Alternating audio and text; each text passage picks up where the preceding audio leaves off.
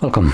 In front of me is a Odys Thanos 10, and today I'll show you how you can capture a screenshot on this tablet. So to get started, you'll want to open up content that you wish to capture. I'll be using just the home screen as an example for this. So once your content is open and visible as it is for me, you want to hold power key and volume down at the same time. So I'm gonna kind of reach around here. So both of those keys, press both of them at the same time and hold.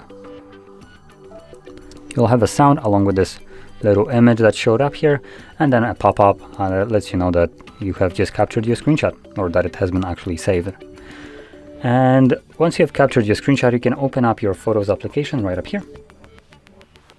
And as you will see, there is your screenshot.